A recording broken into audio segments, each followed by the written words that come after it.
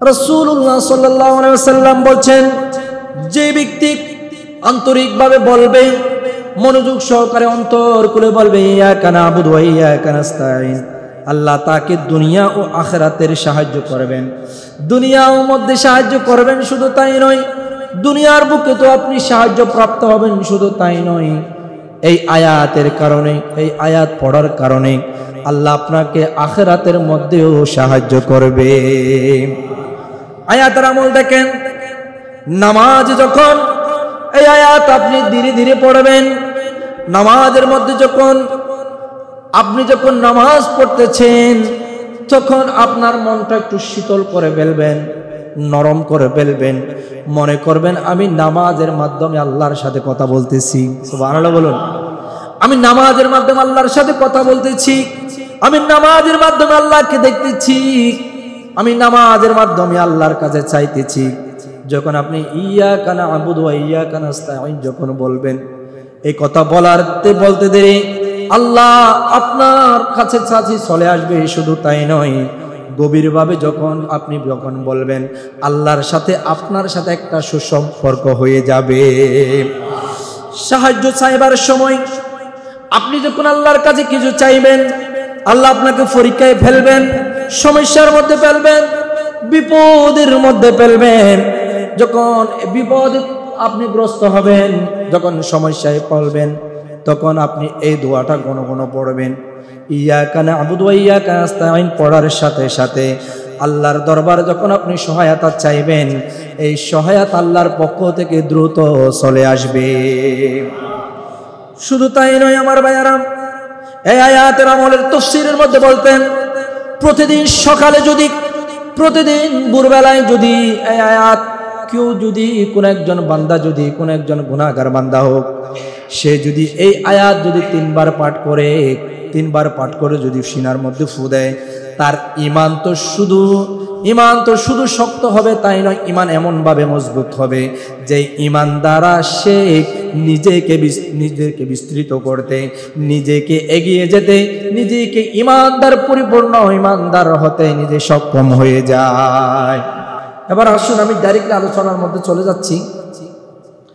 আল্লাহ সুবহানাহু ওয়া তাআলা পবিত্র কালামুল্লাহ মজিদের মধ্যে শুরুতে সূরা ফাতিহা তিনি নাজিল করে তিনার রুবুবিয়তের পরিচয় তুলে ধরেছেন। সুবহানাল্লাহ। তিনি যে রব, কত বড় মহান, কত প্রশংসিত, কত অগণিত শুকরিয়ার যে মালিক, যিনি সব প্রশংসার মালিক, তিনি সেটা সূরা ফাতিহার মধ্যে তুলে ধরেছেন। সুবহানাল্লাহ। দেখেন, মালিক ইয়াউমিদ্দিন যদি বোঝাতে চায়, তাহলে আমাদেরকে এমন ভাবে মালিক ইয়াউমিদ্দিনের বিষয়বস্তু আমাদেরকে এমন ভাবে নিতে হবে, মনে করতে হবে পৃথিবী দুনিয়ার বুকে রাজা বাদশার কোনো ক্ষমতা চিরস্থায়ী নয়, কিন্তু মালিক ইয়াউমিদ্দিনের ক্ষমতা চিরস্থায়ী অবধারিত। মালিক ইয়াউমিদ্দিনের এত বড় মর্তবা, যিনি বিচার দিবসের মালিক। আজকে আপনার আমার বিচার হচ্ছে, কিন্তু এই বিচারের মালিক সীমিত একজন, কয়েক মিনিটের জন্য বা আধা ঘন্টার জন্য। যে মালিক বিচার দিবসের মালিক, যেখানে আমাকে আপনাকে এমন একটা স্থানের মধ্যে জায়গায় আমাদেরকে দণ্ডায়মান করতে হবে, সেখানে যিনি ফয়সালা দিবেন কার কতটুকু দোষ ছিল, দুষ্কৃতি ছিল, ভুল ত্রুটি ছিল, তিনি ওই সময়ের মধ্যে, ওই জায়গার মধ্যে তিনি ফয়সালা দিবেন, এবং যিনি দুনিয়ার বুকে বিচার করেছেন তারও সেদিন ফয়সালা হবে। সুবহানাল্লাহ। এবার আসুন এই আয়াতের শিক্ষায় যেমন দেখেন, কিয়ামতের দিনকে স্মরণ করা একটা হচ্ছে ঈমানের অংশ। এই আয়াতের শিক্ষা কিয়ামতের দিনকে স্মরণ করা, এই যে আমাদের একটা কিয়ামত হবে, এটা যদি আপনার মধ্যে আছে, আপনার অন্তরে যদি আসে, একটা হলো আপনার ঈমানের অংশ হিসেবে বিবেচিত হবে। সুবহানাল্লাহ। এরপরে দ্বিতীয় নম্বর, আপনাকে মনে প্রাণে উজাড় করে দৃঢ়ভাবে আপনার অন্তরে ধারণ করতে হবে, আপনাকে বিশ্বাস করতে হবে আল্লাহ পৃথিবীতে এই দুইখানা আখিরাত বলেন, গোটা জমিন বলেন, গোটা কুল কায়নাত বলেন, একজনকে বিচারক হিসেবে আল্লাহকে মানতে হবে। সুবহান। এরপরে 3 নম্বর আসেন, বান্দা যেন সবসময় তিনার কর্মফল চিন্তা করে। এই যে কর্মফল, যেমন দেখেন ফজরের নামাজ থেকে শুরু হয়েছে, আপনার ফজরের নামাজ শুরু হওয়ার সাথে সাথে কি আপনি কর্মফল করেছেন? আপনার কর্মকাণ্ড কেমন ছিল? যেমন দেখেন আপনি ফজরের নামাজ শুরু হয়েছে, আপনার কর্ম উত্তম হয়েছে। সুবহানাল্লাহ বলুন। আপনি ফজরের নামাজ পড়েন নাই, আপনার কর্ম বিফলে গেছে, আপনার কর্মটা খারাপের মধ্যে গেছে। আপনি সারাদিন কি কর্মের মধ্যে ছিলেন, কি কাজের মধ্যে ছিলেন, কি ভালো কাজের মধ্যে ছিলেন, নাকি অনৈতিক কাজের মধ্যে ছিলেন, নাকি আপনি একটা উত্তম কাজের মধ্যে ছিলেন, নাকি উত্তম আমলের মধ্যে ছিলেন, নাকি জিকির আসকারের মধ্যে ছিলেন, নাকি নামাজের মধ্যে ছিলেন? আমাকে অবশ্যই সাব্যস্ত রেখে সেটার প্রতি চিন্তা ভাবনা করে বিবেচিত হতে হবে, আমার কর্মকাণ্ড আজকের দিনটা কেমন ছিল। এগুলা একদম সুস্থ মস্তিষ্ক মানুষের বিবেক বিবেচনায় আমাকে এটা চিন্তা করতে হবে। আপনি একজন মুসলমান হয়ে আপনার কর্মকাণ্ড কেমন হবে, সকালটা কেমন হবে, সেগুলো আপনাকে বিচার করতে হবে। আপনি যদি আপনার কর্মকাণ্ড যদি ভালো ফলাফল হয়, আপনি আল্লাহর পক্ষ থেকে বিচারের মালিক যেদিন বিচার করবে সেদিন আপনার আমলনামায় ভালো ফলাফল আসবে। আপনি যদি আপনার কর্মকাণ্ডকে যদি খারাপের পথে নিয়ে যান, সেদিন আপনার বিপক্ষে রায় হবে। নাউজুবিল্লাহ। ফয়সালাটা আপনার কাছে এবার আসেন। এই আয়াতের আলোকে একটা হাদিস নোট করেছি। এই হাদিস का नाम সহিহ মুসলিম শরীফের হাদিস 2787 নং হাদিস। হযরত আবু হুরায়রা রাদিয়াল্লাহু তাআলা আনহু তিনি নোট করলেন, আমার রাসূল ইরশাদ করতে লাগলেন, ইয়াকুবিদুল্লাহুল আরদ, আল্লাহ পৃথিবীতে, আল্লাহ গোটা পৃথিবীকে নিজের কবজায় রেখেছেন। সুবহানাল্লাহ বলুন। বলতে পারবেন না এই পৃথিবী আমার, বলতে পারবেন না এই পৃথিবী আমি রাজা বাদশাহ, আমি ক্ষমতাসীনের, এই কথা বলার কোনো সুযোগ নাই। আল্লাহ বলেছেন ইয়াকুবিদুল্লাহুল আরদ, আমি পৃথিবীকে আমার নিজের কবজায় রেখেছি। ওয়ায়াতুইস সামাআ বিয়ামিনি, এবং আসমান এবং তার কুদরতের ডান হাতে মুড়ে ফেলবেন, অর্থাৎ ছিন্ন বিচূর্ণ করে ফেলবেন। সুবহানাল্লাহ। তার কুদরতের ডান হাতে শূন্য বিচূর্ণ করে ফেলবেন। সুম্মা ইয়াকুলু, তারপর বললেন, আনাল মালিক, আমি এই পৃথিবীর মালিক, আমি চাইলে এই পৃথিবী ধ্বংস করে দিতে পারি, আমি চাইলে আসমানকে চূর্ণ বিচূর্ণ করে দিতে পারি, আমি চাইলে সাগর মহাসাগর শুকাই দিতে পারি। বড় বড় আটলান্টিক মহাসাগর বলেন, বড় বড় প্রশান্ত মহাসাগর বলেন, কিন্তু আল্লাহ তো সেটা শুকিয়ে দিয়েছেন। কেমন ভাবে? সূরা ফিতরের মধ্যে বলছেন, ওয়াইদাল বিহারু ফুজ্জিরাত, আমি বিচারের মালিক যেদিন কার্যকর হবে, আমি বিচারের মালিক যেদিন আমি বিচার বসাবো, তার আগে এই যে আকাশ মহাকাশ, যেমন দেখেন বড় বড় সাগর মহাসাগর, আটলান্টিক মহাসাগর, প্রশান্ত সাগর, বড় বড় নদী কালবিল যা আছে, আমি সব কিছু চূর্ণ বিচূর্ণ করে শুকাই ফেলবো, আমি পৃথিবী ধ্বংস করে দিব। সবাইকে আমার সামনে আমার কবজায় আসতে হবে। এরপরে বললেন, আইনাল মুলুকুল আরদ, ও পৃথিবীর রাজারা কোথায়? যারা দেশ শাসন করেছো, যারা দেশ পরিচালনা করেছো, যারা সমাজকে নিয়ন্ত্রণ করেছো, যারা সমাজের মধ্যে পরিচালনা করেছো, যারা 1 টাকা দিলে বিচার উল্টায় অন্য কাজের অন্য জায়গার মধ্যে দিয়ে দিয়েছো, ওই পৃথিবীর রাজা বাদশারা কোথায়? আল্লাহ ওই দিন বিচারের কার্যকলাপ যখন সেদিন শুরু হবে, ওই দিন আল্লাহ রাজাদেরকে ডাকবেন, বাদশাদেরকে ডাকবেন, প্রধানমন্ত্রীদের ডাকবেন, এবং সমাজের চেয়ারম্যান মহোদয়, কমিশনার মহোদয়, মেয়র মহোদয় সবাইকে ডাকবেন। রাজা বাদশারা কোথায়? আমার সামনে আসো। আইনাল জাব্বারুন, অত্যাচারীরা কোথায়? সমাজের মধ্যে যারা অত্যাচার করেছো, জুলুমবাজ করেছো, মানুষদেরকে আঘাত করেছো, তাদেরকে আহ্বান করবেন, তারা কোথায়? আমার সামনে আসো। আইনাল মুতাকাব্বিরুন, গর্বকারীরা কোথায়? যারা নিজেদের গর্বে করেছো, নিজেদেরকে অহংকারী ভেবেছো, সামান্য ক্ষমতার লোভে নিজেকে অহংকার ভেবেছো, সামান্য টাকা নিয়ে তুমি অহংকার করেছো। এবার তোমাকে আল্লাহ এত কিছু নিয়ামত দিয়েছেন, তুমি শুকরিয়া না করে তুমি অহংকার করেছো। আল্লাহ তাদেরকে ডাকবেন। এবারে ডাকার পরে তুমি কেমন ফয়সালা করেছো, তুমি কেমন অত্যাচার করেছো, তুমি কেমন নিজেকে গর্ভধারণ করেছো। আমি তো তোমাকে পাঠাইলাম অহংকার করার জন্য নয়, আমি তোমাকে তো পাঠাইলাম সঠিক বিচার করার জন্য। আমি তোমাকে তো ক্ষমতা দিলাম সঠিক বিচার করার জন্য। লক্ষ লক্ষ হাজার হাজার উম্মতদের মধ্যে থেকে আমি তোমাকে বেছে নিয়েছি, তোমাকে ক্ষমতা দিয়েছি, তোমাকে আমি রাষ্ট্রনায়ক বানিয়েছি। তোমার বিচার যেন ফয়সালা হয়, কোরআন মতো হয়, হাদিস মতো হয়, ইজমা কিয়াস মতো হয়, তোমার ফয়সালা কবে হবে। তুমি কেমন বিচার করেছো। এভাবে যদি আপনার বিচার যদি উল্টা হয়ে যায়, ওই দিন আল্লাহ আপনার বিচার জাহান্নামের দিকে নিক্ষেপ করবে। যদি আপনার বিচারটা যদি সঠিকভাবে হয়, তাহলে আপনাকে এই বিচারের রায়ের কারণে আপনাকে আল্লাহ জান্নাতে পাঠাবে।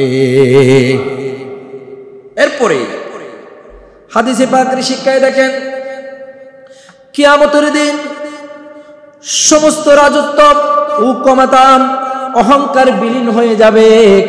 এই দুনিয়ার বুকে আপনারা যত নিজেকে অহংকার করেছেন, ক্ষমতার লোভ দেখিয়েছেন, সবকিছু বিলীন হয়ে যাবে। সেদিন কারো ক্ষমতা চলবে না, একমাত্র আল্লাহর ক্ষমতা ছাড়া। দ্বিতীয় নম্বর হলো একমাত্র আল্লাহ প্রকৃত মালিক ও বিচারক। এই দিন কেউ বিচার করতে পারবে না, আল্লাহ একমাত্র প্রকৃত মালিক এবং বিচারক। আপনি কাউকে না মানবেন, আপনি যদি নাও মানেন, আপনাকে সেদিন আল্লাহর সামনে আপনাকে দাঁড়াতে হবে। 3 নম্বর, বান্দাকে সর্বদা বিনয়ী থাকতে হবে এবং মনে রাখতে হবে আল্লাহ আমাকে দুনিয়ার বুকে পাঠিয়েছেন একটা আমল করার জন্য। ওয়ামা খলাকতুল জিন্না ওয়াল ইনসা ইল্লা লিয়াবুদুন। আল্লাহ যে উদ্দেশ্য আমাকে পাঠিয়েছেন আল্লাহর ইবাদত বندگی করার জন্য, আল্লাহর প্রতি আনুগত্য স্বীকার করার জন্য, আমার রাসূলের আদর্শ, আমার রাসূলের আনুগত্য স্বীকার করার জন্য, সাহাবীদের আদর্শ, আউলিয়া কেরামগণের আদর্শ, আল্লাহ তাআলা আমাদেরকে শিক্ষা দেওয়ার জন্য এক এক সিলসিলা অনুযায়ী এমন ভাবে নিয়ামত হিসেবে আমার রাসূলকে পাঠিয়েছেন। বান্দারা পথভ্রষ্ট হয়ে যাবে, বান্দারা আগুন নিয়ে খেলা করবে, বান্দারা হারাম খাবে, সুদ নিয়ে তারা ব্যবসা করবে, বান্দারা শরাব পান করবে। এই থেকে এই সমস্ত অনৈতিক কাজ থেকে বাঁচার জন্য আমার রাসূলকে পাঠিয়েছেন। বান্দা যেন খারাপ পথে না যায় সেজন্য আল্লাহ ব্যবস্থা করেছেন আমার রাসূলকে আমাদের জন্য নিয়ামত হিসেবে। আল্লাহ বলেছেন, যখন তোমরা রাসূলকে পাইবা তাহলে তোমরা তোমাদের মতো আমার রাসূলকে তোমরা মনে করো না। তো আওয়াজ দিয়ে বলি সুবহানাল্লাহ। তোমার মতো মনে করো না, তোমার মতো আহ্বান করো না, কখনো বলবে না ইয়া আইয়ুহাল মুহাম্মদ, নাউজুবিল্লাহ বলেন, হে মুহাম্মদ, কখনো ডাকবে না। আমার রাসূলের একটা নাম আছে, আমার রাসূলের একটা মহব্বত আছে। তোমরা তোমার মতো আমার রাসূলকে মনে করো না, আমার হাবিবকে মনে করো না। এবং তার সাথে কথা বলার সময়, তাকে ডাকার সময় তোমরা আদর্শবান হবে। যখন তোমরা যেভাবে আমাকে ডাকার সময় তোমরা যখন বিনয়ী হয়ে যাও, যখন তোমরা আমাকে ডাকো যেভাবে তোমরা বিনয়ী হয়ে যাও, আমাকে এবং আমার রাসূলকে ডাকার সময় তোমরা সেভাবে বিনয়ী হয়ে যাবে। এরপর বললেন, অন্যায় করা, অহংকার করা, জুলুম নির্যাতন করা মানুষকে কিয়ামতের দিন অপমানিত করবে।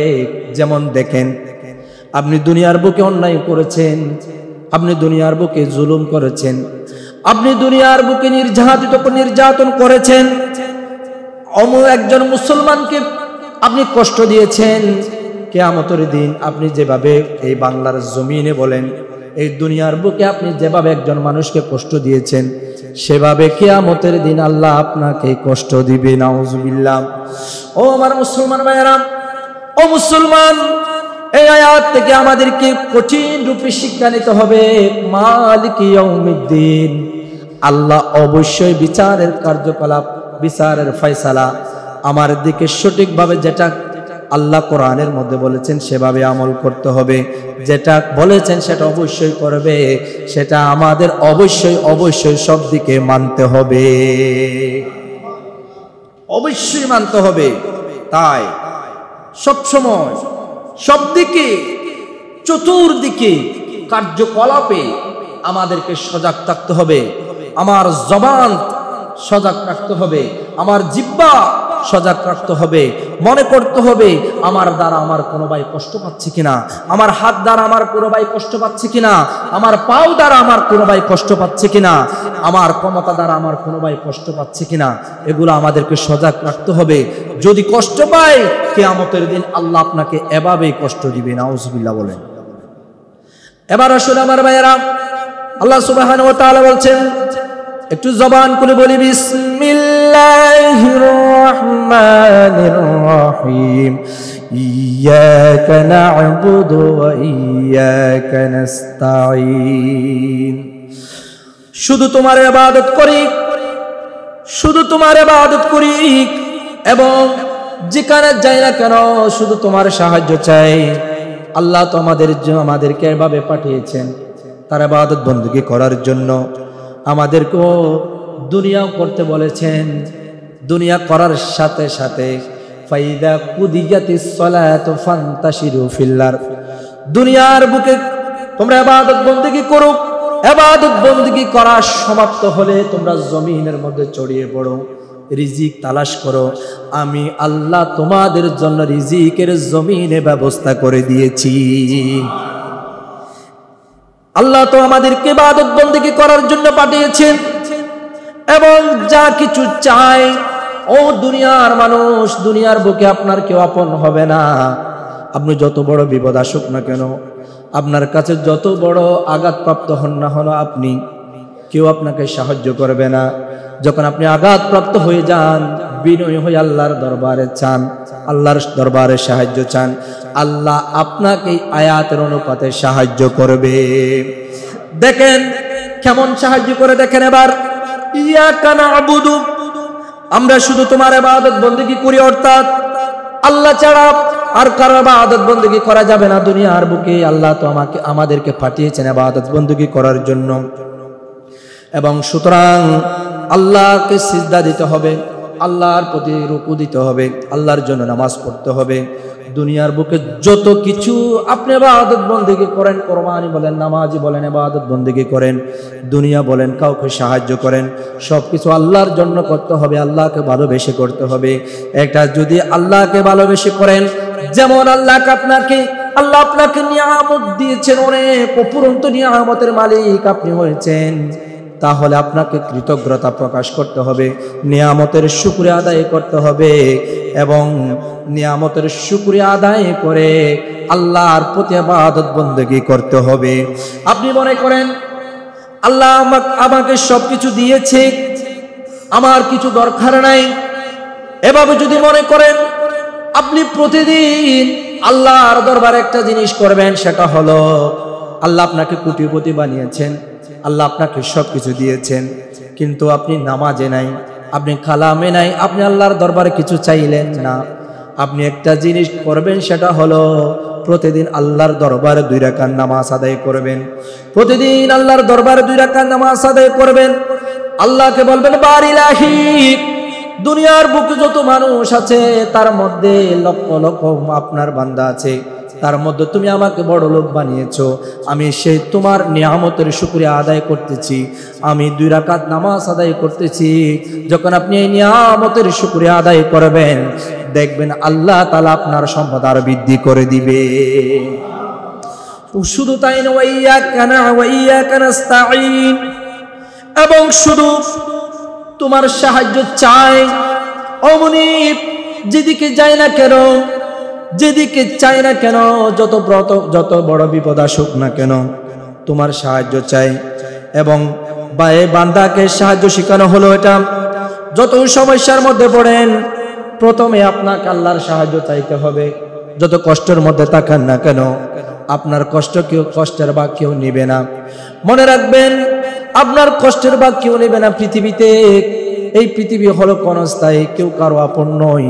আপনি যাকে যত আপন করেন না কেন, আপনি যাকে যত দুধ কলা দিয়ে পোষেন না কেন, সে কখনো আপন হবে না।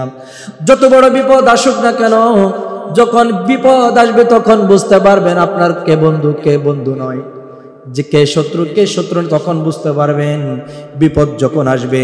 মাওলার দরবারে গিয়ে যখন সাহায্য চাইবেন, বারিলাহি বারিলাহি আমি বড় বিপদে পড়েছি, বারিলাহি আমি বড় বিপদে পড়েছি, বারিলাহি দুনিয়ার বুকে আমি তো জানি আপনি ছাড়া কেউ সাহায্য করবেন আমাকে, বারিলাহি আমাকে একটু সাহায্য করুন, আমাকে একটু সাহায্য করুন। এই কথা বলতে দেরি এই আয়াতের তাফসীরের মধ্যে বলতেছেন আল্লাহ তাআলা যখন বান্দা যখন অনুতপ্ত হয়ে যখন আল্লাহর দরবারে সিজদা চাই করবে, আল্লাহর তাআলার কাছে যখন বিপদ থেকে রক্ষা চাইবে, এই আয়াতের তাফসীরের মধ্যে বলতেছেন ওই বান্দাকে আল্লাহ সাহায্য করতে দেরি করে না।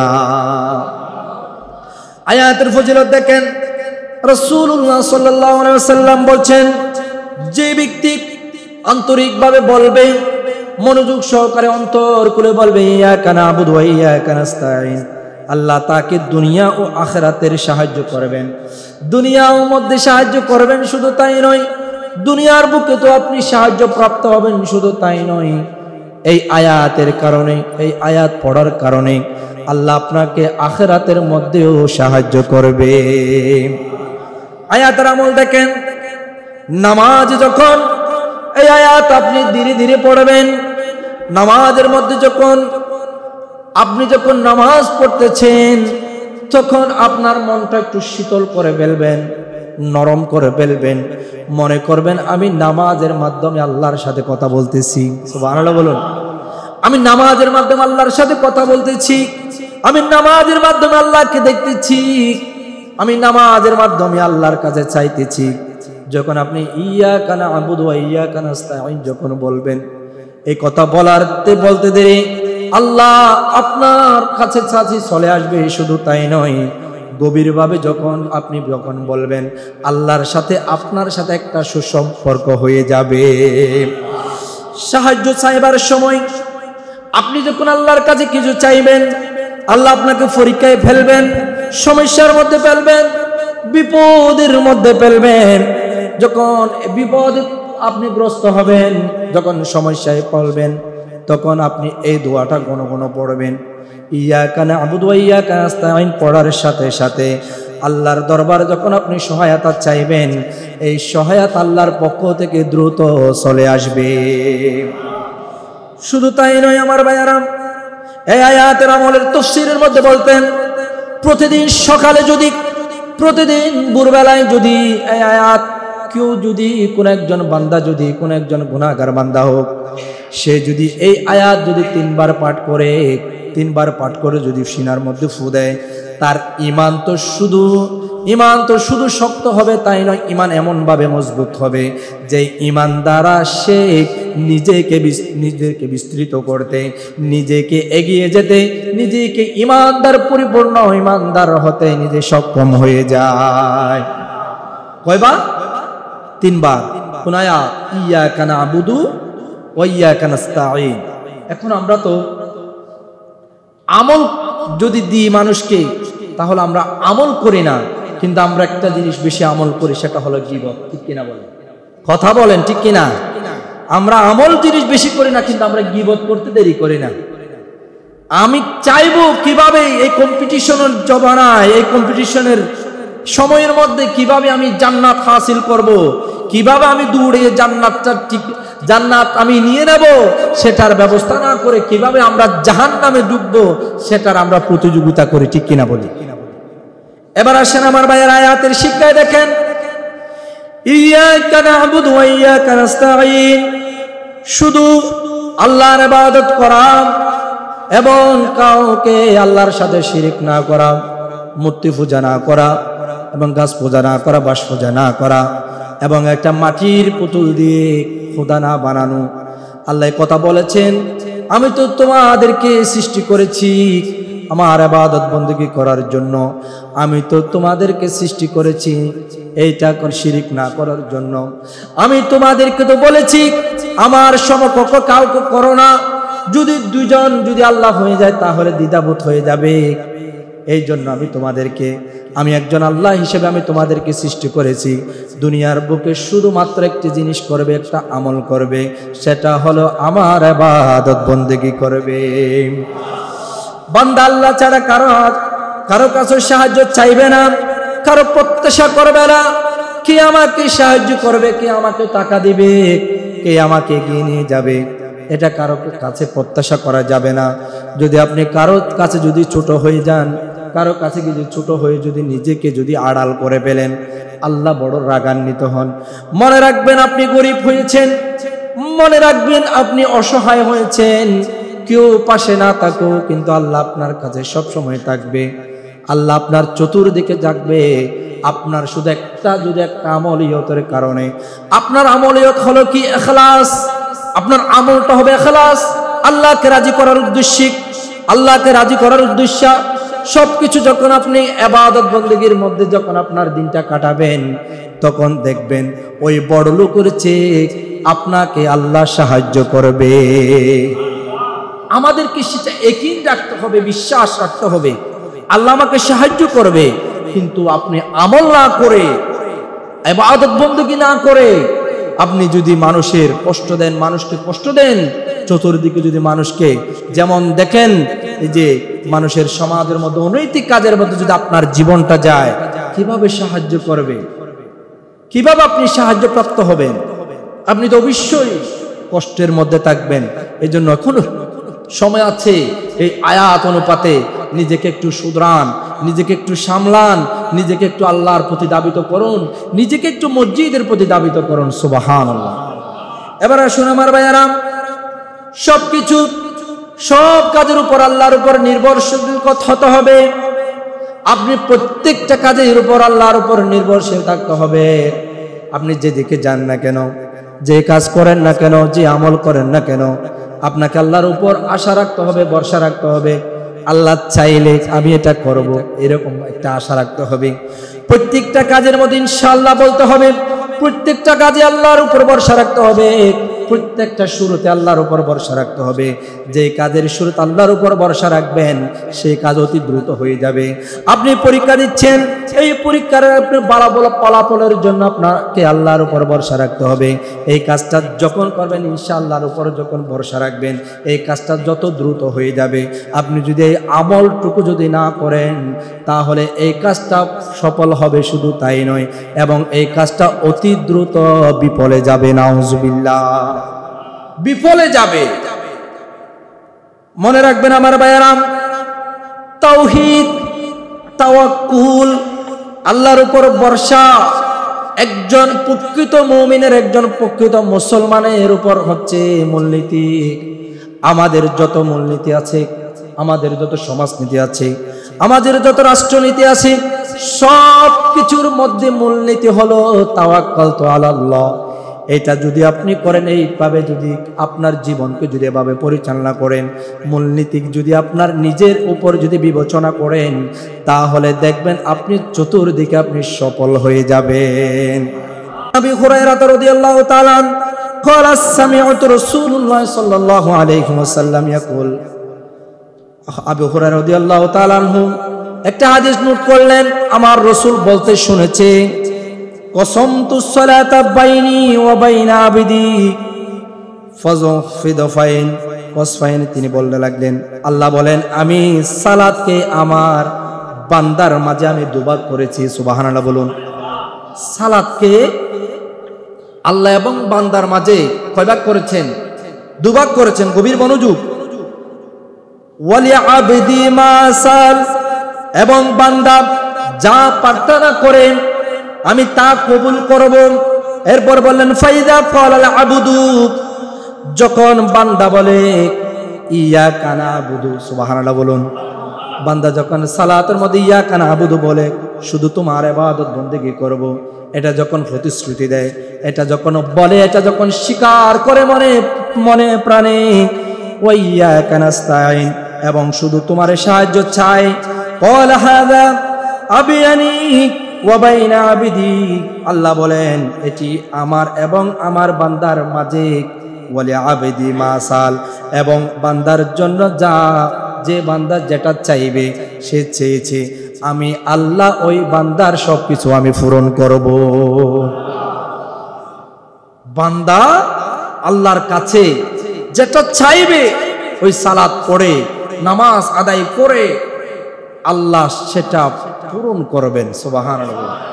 এখন আমরা তো নামাজের মধ্যে দাঁড়াই, ঠিক আছে, আমরা নামাজের মধ্যে দাঁড়িয়ে কি করি? নামাজের মধ্যে দাঁড়িয়ে দুষ্টামি করছি এবং মস্কারা করি। যেমন দেখেন, নামাজ পড়তে দাঁড়াইলাম, আমি কিছুদিন আগে আমি মুর্শিদ হুজুরকে বলেছি আপনি নামাজটা পড়াই দেন, আমি কিছুক্ষণ পরে আসবো। মাগরিবের সালাতটা আমি পিছনে পড়েছি, মুর্শিদ হুজুর নামাজ পড়াইছি। তখন আমি দেখতে পাইলাম মুসল্লিদের অবস্থা, নামাজ পড়তেছেন, কেউ একজন এভাবে করতেছেন, কেউ এদিক ওদিক তাকাচ্ছে, কেউ এদিক ওদিক এরকম করতেছেন, যেমন ভাবে দুষ্টামি করতেছেন নামাজের মধ্যে। আর কিছু মুসল্লি দেখলাম নামাজ পড়তেছেন, তাড়াহুড়া করে কয়েকশো কোটি টাকা তার বেশে যাচ্ছে, সালাম ফিরানোর পূর্বে সে দূরে চলে যাচ্ছে। এরকম কেন? আমার রসুল বলতেছেন তোমরা নামাজে আগে, মসজিদে আগে প্রবেশ করো এবং মসজিদ থেকে বের হও সবার শেষে। সুবহানাল্লাহ বলুন। কারণ নিয়ামত আছে বোধহয় আল্লাহ, আমার রসুল তো সেটা বলেছেন। আপনি এখন কি করেন? সালাম ফিরানোর সাথে সাথে দৌড়াইয়া বাদাইতে চলে যান। যুবকরা তো চলে যায়, শুধু তাই নয়, আমাদের এই মুরব্বীরা যাদের কোনো কাজ নাই, যারা কোনো কাজ করে না, বাসা বাড়িতে যারা কোনো কর্মকাণ্ড করে না, তারা পর্যন্ত দৌড়ে প্রতিযোগিতা দেয় দৌড়ে চলে যাওয়ার জন্য। এই যে আসরের সময় দেখেন, এশারের সময় দেখেন, আপনারা আখির মোনাজাতটা না করে চলে যান। আমি তো কতবার বলেছি মোনাজাতের মধ্যে কত বড় ফজিলত। আপনি যদি মসজিদে যখন সবার সাথে মিল মহব্বত করে যখন রব্বানা বলবেন, আল্লাহ এত খুশি হয়, আপনার একজনের আমলে আপনার নামাজ কবুল হয়ে যায়। শুধু তাই নয়, আসরের নামাজে দেখেন, এই যে একবার সুবহানাল্লাহ বলি, কত সওয়াব। আপনাদেরকে কতবার বলবো, আসমান এবং জমিনের মধ্যে যতটুকু সময় আছে ততটুকু একবার সুবহানাল্লাহ বললে সওয়াব। যেমন দেখেন, সুবহানাল্লাহ বললো কোথায়? সালাম ফিরানোর সাথে সাথে সে দৌড়ে চলে যায়, এক কাতার দুই কাতার মানুষ চলে যায়। যেমন প্রথম কাতারে মুয়াজ্জিনের সামনে বা পাশে বসে কয়েকজন মুসল্লি একেবারে দূরে চলে যায়। যেমন একটা মসজিদের মধ্যে কিরকম প্রতিযোগিতা চলে যায়, প্রতিযোগিতা চলে আসে কিভাবে কার আগে কে দৌড়াই পালাই যাবে। আপনাদের নামাজ হবে এরকম, ফাওয়াইলুল লিল মুসাল্লি। আপনাদের নামাজ উপরেও যাবে না, নিচেও যাবে না, মাঝখানে ঝুলন্ত অবস্থায় থাকবে। তখন আপনি কি করবেন? ঝুলন্ত অবস্থায় উপরে নিয়েও যেতে পারবেন না, নিচেও নামাতে পারবেন না। আপনাদের নামাজ এরকম হয়ে যাবে। এটা আফসুস। এত কষ্ট করে নামাজ পড়তে আসছেন, মসজিদের একটা আদব আছে, মসজিদের একটা সিস্টেম আছে, মসজিদের একটা সৌন্দর্য আছে। আপনি নামাজ পড়তে এসেছেন, ডান পা দিয়ে প্রবেশ করেছেন, আল্লাহুম্মা ইফতাহলি বলেছেন, এরপরে আপনি সুন্দরভাবে জিকির আজকার করবেন, সৌন্দর্যমণ্ডিতভাবে একটা বসবেন, মসজিদে গিয়ে আদব আখলাকে আপনি আল্লাহ আল্লাহ জিকির করবেন। যতক্ষণ থাকবেন ততক্ষণ আপনার আমলনামায় সওয়াব যেতেই থাকবে, যেতেই থাকবে, যেতেই থাকবে। আপনি বাইরে প্রবেশ করেছেন, দুনিয়ার বুকে বাইরে প্রবেশ করেছেন, এবার আপনার খাতায় গুনাহ খাতার আপনি এদিকে বা কোনো খারাপ দিকে নজর দিয়েছেন, আপনি কোনো কথা বলেছেন, কথায় কথায় আপনার কাছে গুনাহ লিপ্ত হতে যাচ্ছে। এটা করবেন না। কারণ আমি প্রতিনিয়ত থাকি বোধহয় আপনাদেরকে এগুলো শিক্ষা দিচ্ছি, বা মনে করি কষ্ট নেবেন না। মসজিদে আসবেন, আদব আখলাকে বসবেন, দেখবেন আপনিও কামিয়াব, আমরাও কামিয়াব। সুবহানাল্লাহ বলি। এসে আল্লাহ আল্লাহ জিকির করবেন, কেউ কারোর সাথে কথা বলবেন না, দুনিয়াবি কোনো কর্মকাণ্ডে যাবেন না, দুনিয়াবি কোনো কথা বলবেন না। অনেকে আবার দেখেছি বড় আওয়াজে কথা বলে, মসজিদে বড় আওয়াজের কথা বলার জায়গা না, এটা আপনার ঘর না, এটা আল্লাহর ঘর। এখানে একটা আদব আছে, এখানে একটা বসারও আদব আছে, এখানে এদিক ওদিক চাওয়ার কোনো নিয়ম নাই। শুধু কেবলামুখী দিকে আপনি চলে এসেছেন, আল্লাহর দিকে তাকিয়ে থাকবেন। আপনি যখন এভাবে যখন আদব আখলাকে যখন নামাজ পড়বেন, আমার আল্লাহ আপনাকে দেখা দিতে দেরি করবেন। আল্লাহর সাথে সম্পর্ক রাখেন, রববিয়তের সাথে সম্পর্ক করেন, নামাজের মাধ্যমে আল্লাহ আপনাকে দেখা দিবেন। দুরূদ শরীফ পড়ি, আল্লাহুম্মা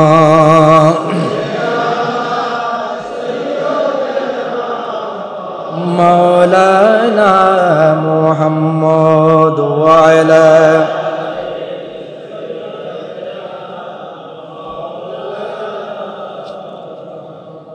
আমার ভাইয়ারা, বুঝাতে চেয়েছিলাম ওয়ালি আবদি মা সালুক। বান্দা যখন নামাজের মাধ্যমে ইয়াকা না'বুদু ওয়া ইয়াকা নাস্তাঈন যখন প্রেম নিয়ে মহব্বত নিয়ে যখন আল্লাহর দরবারে বলবে, নামাজের মাধ্যমে বলবে, এই নামাজটা সমাপ্ত করার পরে বান্দা যখন আল্লাহর কাছে চাইবে, ও আবার ইলাহি আমাকে এটা দাও, আমার আশাটা পূরণ করো, আমার আকাঙ্ক্ষাটা পূরণ করো, আপনি যেটা চান সেই নামাজের মাধ্যমে আল্লাহ আপনার সব আশা পূরণ করবে। হাদিসে পাকের শিক্ষা দেখেন, এই আয়াত হাদিস আমাদেরকে একটা জিনিস শিক্ষা দেয়, ইবাদত, এই ইবাদত বন্দেগী করা, নামাজ আদায় করা একমাত্র আল্লাহর অধিকার। আপনি নামাজ আদায় করেছেন, একমাত্র প্রাপ্য হলো আল্লাহ, আর কেউ নয়। সাহায্য চাওয়া এবং বান্দার আপনার যেটা প্রয়োজন সেই প্রয়োজনটা মেটানো, আপনি আপনার যত প্রয়োজনীয় আছে সবকিছু মেটাতে পারবেন আল্লাহর কাছে যখন আপনি চাইবেন। আল্লাহ আমার কাছে এটা প্রয়োজন, আল্লাহ আমাকে এটা সাহায্য করো, আল্লাহ আপনাকে সাহায্য করবে। বান্দা এবং রবের সাথে যখন আপনি সাহায্য চাইবেন, আপনি যখন মন প্রাণে, আপনি যখন নিজেকে ছোট মনে করে যখন আল্লাহর কাছে চাইবেন, আপনার সাথে আল্লাহর একটা সম্পর্ক হয়ে যাবে। বিনয়ের সাথে যখন আল্লাহর কাছে চাইবেন, সেই বিনয়ের মাধ্যমে আল্লাহ আপনাকে সাহায্য করবে। এই বিনয়টা হলো দোয়া এবং সালাতের মাধ্যমে। আপনাকে সালাতের মাধ্যমে মনোযোগী হতে হবে, দোয়ার মধ্যে মনোযোগী হতে হবে। আপনি মুনাজাত করবেন এভাবে, হাত তুলে আল্লাহর কাছে চাইতে হবে। যখন আপনার দোয়া যখন আল্লাহ কবুল করবেন, সালাত যখন আপনার কবুল হয়ে যাবে, আল্লাহ সরাসরি সেই সালাতের জবাব দিবেন বলেছেন। এবার আসুন, ইহদিনাস সিরাতাল মুস্তাকিম। ওগো মুনিব, আল্লাহ আমাদেরকে দুনিয়ার বুকে পাঠাইলা, এই দুনিয়ার বুকে আমাদেরকে এমন একটা সরল পথ দেখাও। সরল পথ কি? এবার আসেন, এই আয়াতের তাফসীরের মধ্যে সরল পথ কিভাবে দেখাইতে বলেছেন দেখেন। ইহদিনা, আল্লাহ আমাদেরকে হেদায়েত দান করো, আল্লাহ আমাদেরকে হেদায়েত দাও, হেদায়েত দাও, সঠিক পথে পরিচালনা করো। কোনটা সঠিক পথ, কোনটা খারাপ পথ, আল্লাহ সেটা আমাদেরকে বিবেচিত করো। ইহদিনাস সিরাতাল মুস্তাকিম, এমন পথ যা সোজা, যে পথ হলো সোজা, কোনো কঠিন পথ নয়, যে পথ হলো নিরাপদ, যে পথের মধ্যে থাকলে আল্লাহ নিরাপদ থাকবো। আল্লাহ আমাদেরকে এমন একটা পথ দেখাও যে পথটা হলো সত্যের পথ। আল্লাহ সেখানে কোনো মিথ্যা নাই, সেখানে কোনো খারাপ অনৈতিক কিছুই নাই। আল্লাহ আমাদেরকে এমন একটা পথ দেখাও যে পথের মধ্যে আল্লাহ তোমাকে এবং তোমার রসুলকে পাবো। সেই পথটা হলো কি? এবারে দেখেন, আলা হযরত বলেন, কেবল এখানে সরল পথ, সঠিক পথ দেখানোর জন্য আলা হযরত বলেন এখানে দোয়া নয়, বরং তাতে স্থির থাকার কথা বলেছেন। স্থির মানে ধৈর্যের সাথে কথা বলেছেন। আপনাকে আল্লাহ দুনিয়ার বুকে পাঠিয়েছেন, আপনাকে প্রথমে ধৈর্য ধারণ করতে হবে, ধৈর্য সহকারে এমন একটা পথ বেছে নিতে হবে যে পথের মধ্যে আল্লাহ রয়েছে এবং রাসূলের আদর্শ রয়েছে, সাহাবীদের আদর্শ রয়েছে, যে পথের মধ্যে আল্লাহর ওলিদের আদর্শ আছে, যে পথের মধ্যে পীর সাহেবদের আদর্শ আছে, যে পথের মধ্যে মানবতার আদর্শ আছে, যে পথের মধ্যে সরল পথ আছে, যে পথের মধ্যে কুরআন হাদিস আছে, যে পথের হলো ইসলাম, যেটা হলো আমার রাসূল নিয়ে আসা, সেই পথটা আমাদেরকে দেখাও। আয়াতের ফজিলত দেখেন, এই আয়াতের ফজিলত হলো তুমি যদি সরল পথ দেখতে চাও, যদি সরল পথ দেখতে চাও, যদি সহজ সরল পথে যদি আসতে চাও, তাহলে তোমাকে প্রতিদিন নামাজ আদায় করতে হবে। সুবহানাল্লাহ বলুন। তাহলে আপনাকে প্রতিদিন 5 ওয়াক্ত নামাজ আদায় করতে হবে। এই আয়াত যখন প্রত্যেকটা নামাজে 17 বার পড়া হয়, সুবহানাল্লাহ বলুন। কোন আয়াত? ইহদিনাস সিরাতাল মুস্তাকিম। 5 ওয়াক্ত নামাজে কয়বার পড়া হয়? 17 বার। মনে রাখবেন, এগুলা 17 বার পড়া হয়।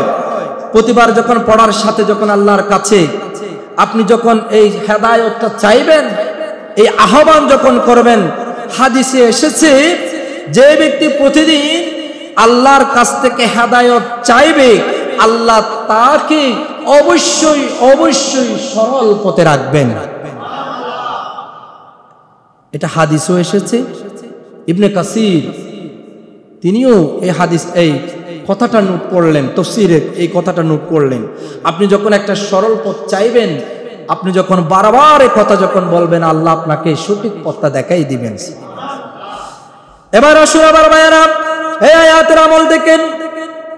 এই আয়াতের প্রথম আমল হলো, যখন আপনি আয়াত আমল করবেন, যে পথভ্রষ্টতা দ্বিধাবোধ যে সমস্যার মধ্যে আপনি ছিলেন, সময় যখন এই আয়াত যখন আপনি বেশি বেশি যখন পড়বেন, পথভ্রষ্টা থেকে আপনি মুক্তি পাবেন, প্রথম নম্বর। দ্বিতীয় নম্বর হলো, এই আয়াতের মাধ্যমে তওবা করা হয়। সুবহানাল্লাহ বলুন। আল্লাহ আমাকে হেদায়েত দাও, সিরাতুল মুস্তাকিমের একটা পথ দাও। এই আয়াত যখন আপনি বারবার যখন পাঠ করবেন, আল্লাহর কাছে আপনি তওবা করতেছেন। তওবার পর আল্লাহর কাছে যখন এই আয়াত দিয়ে দোয়া করলে, আল্লাহ ঈমান দৃঢ় করবেন, ঈমান মজবুত করবেন। সিদ্ধান্ত নেওয়ার আগে যে কোনো একটা বিষয়ের উপর যদি আপনি সিদ্ধান্ত নেন, যে কোনো কাজের উপর যদি আপনি যে কোনো কাজ করতে যদি আপনি সিদ্ধান্ত নেন, এই আয়াত যখন পাঠ করবেন, আল্লাহ আপনাকে সঠিক সিদ্ধান্ত দিয়ে দেবেন। মুমিনের জীবন চলার যখন একজন মুমিন জীবন চলার পথে যখন তার জীবনটা কিভাবে সুন্দর হবে, সৌন্দর্যমণ্ডিত হবে, একজন মুমিন যদি আল্লাহর দরবারে চায়, আল্লাহ আমার জীবনটা আমি কিভাবে সুন্দর করব, এই জীবনটা সুন্দর করার জন্য আপনি যখন সব সময় যখন আয়াত তেলাওয়াত করবেন, ইহদিনাস সিরাতাল মুস্তাকিম, এই আয়াতটা যখন আপনি সব সময় তেলাওয়াত করবেন, আল্লাহ আপনাকে আপনার জীবন চলার পথ শুধু সহজ করে দিবেন, তাই নয়, আপনার মূলনীতি আপনার জীবন সহজ করে দিবেন। শুধু তাই নয়, আপনি যেদিকে যান সেদিকে আয়াতের মাধ্যমে বিজয় লাভ করবেন। সরল পথে চলা মানে হলো আল্লাহর আইন মেনে চলা। সুবহানাল্লাহ বলুন। সরল পথে চলা মানে আমার রাসূলের আদর্শ মেনে চলা। সরল পথে চলা মানে সাহাবীদের আদর্শ মেনে চলা। সরল পথে চলা মানে আল্লাহর ওলিদের আদর্শ মেনে চলা। সরল পথে চলা মানে আল্লাহর প্রকৃত বান্দার আদর্শ মেনে চলা। একজন মুমিনের, একজন বান্দার উচিত নিয়মিত নিজের পরিবারের জন্য, নিজে যখন নামাজে আসবে, যখন পরিবারের জন্য দোয়া করবে, উম্মতের জন্য দোয়া করবে। যেমন আমার রাসূল সবসময় উম্মতের জন্য দোয়া করতেন, আল্লাহ আমার উম্মত একজনও যেন জাহান্নামে না যায়। সুবহানাল্লাহ বলুন। তখন তাফসীরের মধ্যে, তাফসীর ইবনে কাসীরের মধ্যে বলতেছেন, আমার রাসূল এই দোয়াটা সবসময় বেশি পড়তেন, এই আয়াতটা বেশি বেশি তেলাওয়াত করতেন। তাই আপনারাও সেখান থেকে শিক্ষা নেবেন। মনে রাখবেন, আপনার পরিবারের জন্য আপনি দোয়া করতেছেন, আপনার সন্তানের জন্য আপনি দোয়া করতেছেন। যখন এই আয়াত পড়ে ইহদিনাস সিরাতাল মুস্তাকিম পড়ে যখন আল্লাহর দরবার দোয়া করবেন, আল্লাহ আপনার দোয়া ফেরত দেবে না। মুসলিম শরীফের হাদিস, এটা বলে আমি সমাপ্ত করে দিব। যেমন দেখেন, সহিহ মুসলিম শরীফের হাদিস 395 নম্বর হাদিস, আন-নওয়াইস ইবনে সামআন রাদিয়াল্লাহু তাআলা তিনি নোট করলেন, ক্বালা রাসূলুল্লাহ সাল্লাল্লাহু আলাইহি ওয়াসাল্লাম, আমার রাসূল বলতেছেন, দরাবাল্লাহু মাসালান সিরাতান মুস্তাকিমা, আল্লাহ একটি উদাহরণ দিয়েছেন সরল পথের। সুবহানাল্লাহ বলুন। কিসের উদাহরণ দিয়েছেন? একটা সরল পথের উদাহরণ দিয়েছেন। ওয়া আলা জানবাতি সিরাতাস সুরান, পথের দুই পাশে আছে দেওয়াল, পথের দুই পাশে দেওয়াল আছে। এরপরে বললেন, ফিহিমা আবওয়াবুল মুফাত্তাহাত, তাতে খোলা দরজা আছে, খোলা দরজাও আছে। পথের দুই পাশে দুই দেওয়াল আছে, সেখানে একটা খোলা দরজা আছে। ওয়া আলাল আবওয়াবি সূরাতুল মুরহাত, দরজার উপর ঝুলন্ত একটা পর্দা আছে। সুবহানাল্লাহ বলুন।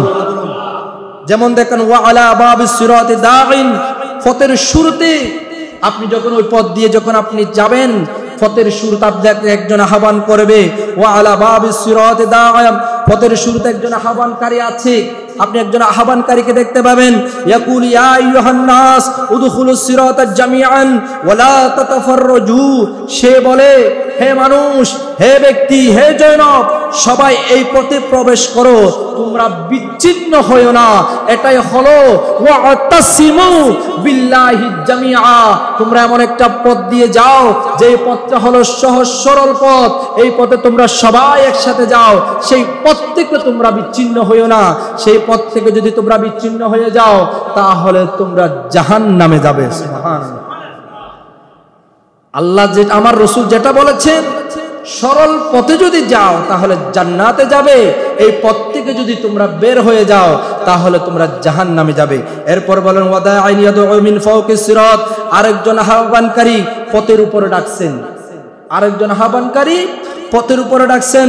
ফাইদা আরাদা আহাদান আন ইফতাহা শাইআন, যখন কেউ সেই দরজা খুলতে চায়, ক্বালা ওয়াইহাকা লা তাফতাহু, সে বলে হায় তুমি এই দরজাটা খুলো না। ফাসসিরাতুল ইসলাম, এই দরজাটা হলো সঠিক সরল পথ এবং এটাই হলো ইসলাম। আপনি যখন ইসলামে প্রবেশ করবেন, অন্য পথে অন্য দরজায় প্রবেশ করার কোনো সুযোগ নাই।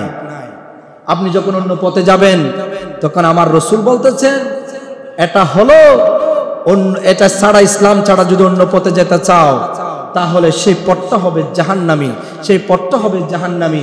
যদি ইসলামের মধ্যে যদি থাকো তাহলে এই পথটা হবে জান্নাতি। সুবহানাল্লাহ বলুন। সেখানে সেই পথটা কি? যখন হযরত আবু হুরায়রা রাদিয়াল্লাহু তাআলা আনহু হাদিসটা নোট করলেন তখন বলতেছেন আমার রাসূল, সাহাবীরা আরজ করলেন ইয়া রাসূলুল্লাহ কোন পথটা সঠিক হবে? আপনার উম্মতের মধ্যে তো বিভিন্ন দলে বিভক্ত হয়ে গেছে, আমরা কোন পথটা বেছে নেব? তখন আমার রাসূল হযরতে আবু দাউদ শরীফের মধ্যে হাদিসটা নোট করলেন, 4597 হাদিস। এই হাদিসের মধ্যে বলতেছেন আমার রাসূল বলতে লাগলেন তাফাররাকুতুল ইয়াহুদা আলা হিদিস ওয়া 70 ফিররা, ইহুদিরা 71 দলে বিভক্ত হয়ে যাবে। ওয়া তাফাররাকুতুন নাসারা আলা 72 ফিররা, খ্রিস্টানরা 72 দলে বিভক্ত হবে। এরপরে বললেন ওয়া সাফারতারিউ হাদিহিল উম্মাতু আলা 73 ফিররা, এবং আমার উম্মতদের মধ্যে 73 দলে বিভক্ত হবে। কুল্লুহুমা ফিন্নার ইল্লা ওয়াহিদা, সবাই জাহান্নামে যাবে একটি দল ছাড়া। কিলা মান হাদি ইয়া রাসূলুল্লাহ, সাহাবাগণ আরজ করলেন ইয়া রাসূলুল্লাহ সেই দল কোনটা? কারা জাহান্নামে যাবে, কারা জান্নাতে যাবে, আমাদেরকে একটু বলুন। তখন আমার রাসূল বলতে লাগলেন ক্বালা মা আনা আলাইহি ওয়া আসহাবি, যারা আমার প্রতি এসেছে, আমি রাসূলুল্লাহকে আদর্শ, আমার রাসূলুল্লাহর আদর্শকে যারা মেনে নিয়েছেন, যারা আমার সাহাবীকে মেনে নিয়েছে, যারা আমার সাহাবীর প্রতি এসেছে, যারা তবে তাবিঈন আজমে মুস্তাহিদিন আল্লাহর ওলিরা, আল্লাহর ওলিদের পথ অনুসরণ করেছে, তারা একমাত্র সহজ সরল পথ। সব দলের মধ্যে একটি দল জান্নাতে যাবে, যারা আহলে সুন্নাত ওয়াল জামাতকে যারা অনুসরণ করবে তারা জান্নাতে যাবে। আল্লাহ তাআলা আমাদেরকে এই পথে তাকার তৌফিক দান করুক, আমিন।